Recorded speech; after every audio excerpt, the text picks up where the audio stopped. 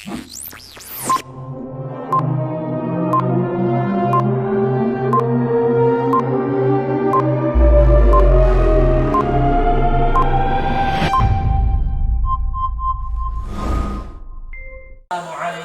warahmatullahi wabarakatuh. Alhamdulillah, kepada Allah Subhanahu wa ta'ala kita senantiasa bersyukur. Kepada Muhammad sallallahu alaihi wasallam kita senantiasa bersalawat. Di dalam kehidupan kita meyakini akan adanya hari pembalasan, hari perhitungan. Di akhirat kelak Allah Subhanahu wa ta'ala melalui kitab sucinya telah menggambarkan kepada kita bahwa kelak di akhirat nanti akan ada orang-orang yang menyesali perbuatannya. Akan ada orang-orang yang menyesali perbuatannya, yang dimana perbuatan itu mereka lakukan di dunia, dan kelak mereka akan menyesalinya di akhirat. Dari dalam Al-Quran Allah Subhanahu wa ta'ala telah menyebutkan beberapa penyebab orang-orang kelak akan menyesal di akhirat. Di antaranya Allah Subhanahu wa ta'ala menyebutkan bahwa salah satu yang menjadi penyebab seseorang kelak di akhirat akan menyesal, yaitu karena mereka ketika hidup di dunia mereka salah dalam memilih teman. Mereka salah dalam memilih teman. Hal ini Allah Subhanahu wa ta'ala gambarkan dalam Quran surah Al-Furqan surah ke-25, di mana Allah Subhanahu wa ta'ala berfirman, "Ya wailata laitani lam attakhidh fulanan khalila." Allah menggambarkan mereka yang menyesal di akhirat.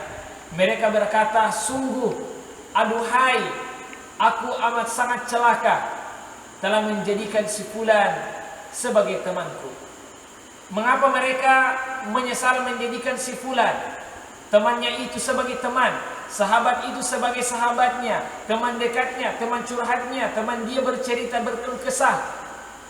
Allah Subhanahu wa ta'ala melanjutkan, dan inilah yang menjadi penyebab dia menyesal berteman dengan si fulan, bersahabat dengan si fulan. "Laqad adallani 'ani dzikri ba'da idz ja'ani."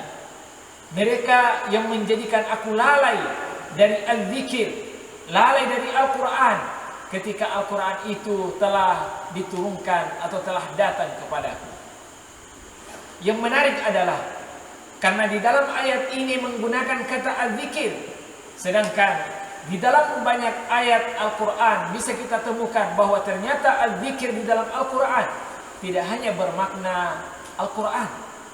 Di dalam Al-Quran al-dzikir bisa bermakna salat. Di dalam Al-Quran al-dzikir bisa bermakna Al-Quran. Di dalam Al-Quran kata al-dzikir bisa bermakna salat.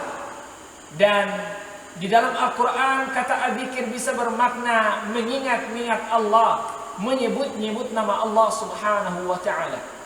Artinya ayat ini saya akan berpesan kepada kita bahwa siapapun temanmu, siapapun sahabatmu, siapapun orang yang terdekat denganmu, tapi menjadikan engkau lalai dari Al-Quran, menjadikan engkau lalai dari salat, menjadikan engkau lalai dari mengingat Allah, menjadikan engkau lalai dari menyebut-nyebut nama Allah, maka kelak itulah teman yang engkau akan menyesal jika engkau berteman di dunia. Itulah sahabat yang kelak engkau menyesal di hadapan Allah Subhanahu wa ta'ala karena bersahabat dengannya.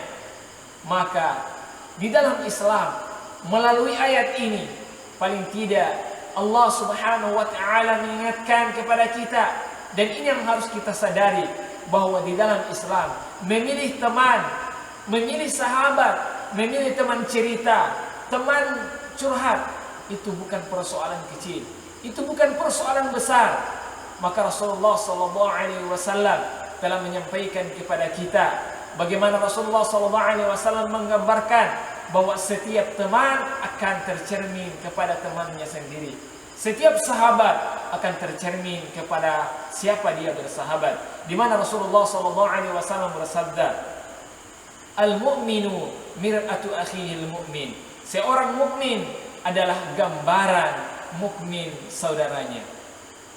Para pemirsa yang insya Allah dimuliakan oleh Allah Subhanahu wa Ta'ala, maka mari kita dalam kehidupan ini memilih teman yang senantiasa mengingatkan kita kepada Allah dan senantiasa mendekatkan kita kepada sunnah Rasulullah Muhammad sallallahu alaihi wasallam. Fastabiqul khairat. Assalamualaikum warahmatullahi wabarakatuh.